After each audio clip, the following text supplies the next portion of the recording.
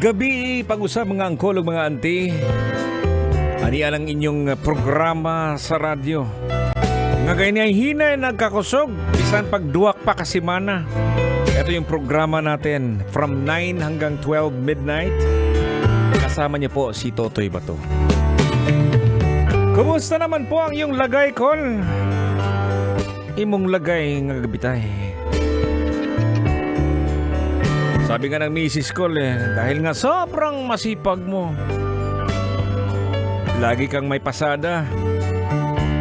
Sa sobrang sipag mo, magtatanong tuloy si misis. Sabi niya, mabuti pa daw ang panahon. Kasi may lagay. Pero ikaw, Col, may lagay. Wala ka namang panahon. Balik po tayo mga angkol sa ating pinag-uusapan kanina, no? Itong way puangod na utang. Alam natin yan mga angkol o mga auntie na sa panahon ngayon, meron tayong tatlong uri ng tao. Unang-una, yung mga may kaya.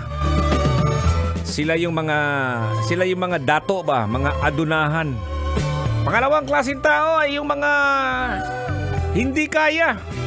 Mga pobre, mga kabus o timawa. At ang pangatlo, ang mga hindi pa nababayaran ang kung anumang meron sila. Kumbaga yung mga palautang.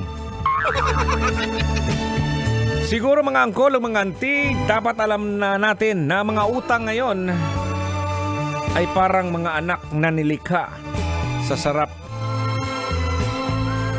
Pero inilabas sa joke lang ha. Kumbaga tiaw pas mga Bisaya mo ni say mga anak sa likis kawayan. Pero di na tinuod ha. Tiaw lang na mga sano ha, mga bay. Alam natin yan kapag nabaon ka sa utang,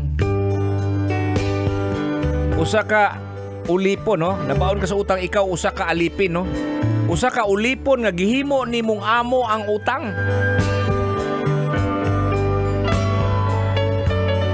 Sa matagal na panahon, kakailanganan nating bayaran ang ating mga utang sa mga panahong hindi maganda para sa ating pagkabuhayan. Oh, totoo yan. Maluoy pagkas imong giutangan, Kol. Kabaga pud ning naonging oy. Kung wa pa nimo siya bayari. Ang tagal na nun. Panahon pang mampur. Alam mo, Kol, okay sana noon, no?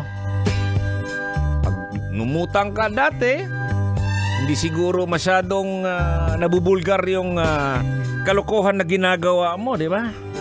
Kasi, halimbawa, kung ikaw ay may utang sa inyo, sa tindahan, ang nakakaalam niyan, yung may-ari ng tindahan at ikaw. At hindi lang siguro ikaw, yung misis mo. Di ba? Alam mo, angkol, o gantino, kung hindi mo mababayaran ng cash ang isang bagay, hindi mo kaya itong bilhin. Kung wala kay cash, no?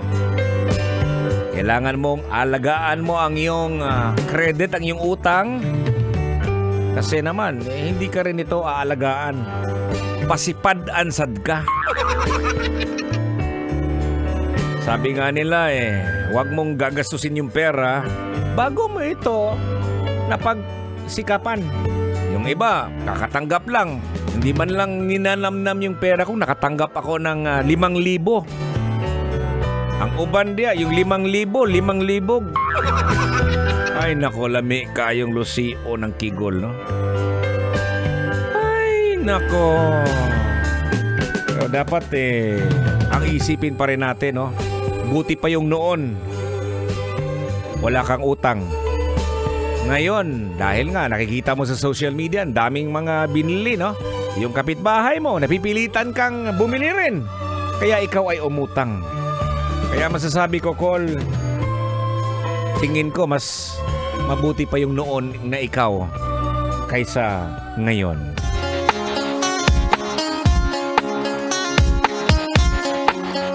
O, diba? Real talk na, no? Mas okay pa sa una, Col. Kay dili ka pala utang. Palaots lang ka sa una. Ibang klaseng palaots. Kaya, may shoutout pala tayo dito, no? I-shoutout ko lang itong mga students, no? Students from Perpetual Help Las Piñas.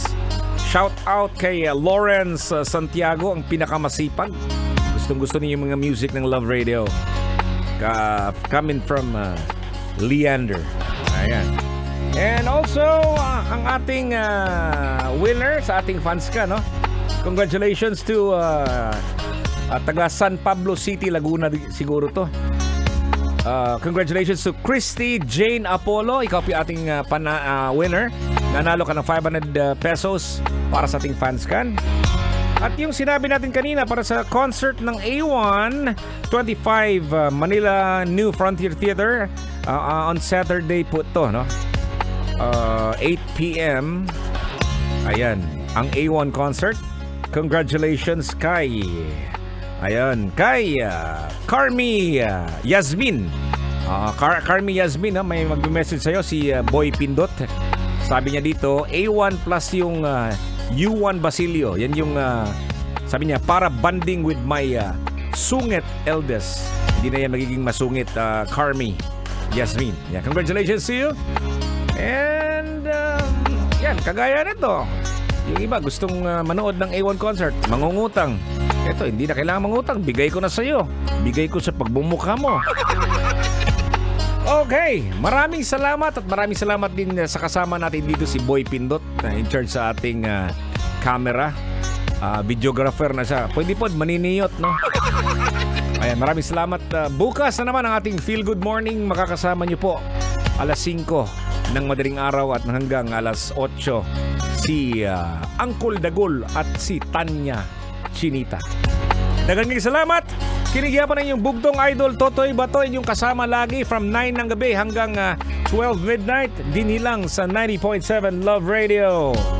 Feel good. Bye-bye you.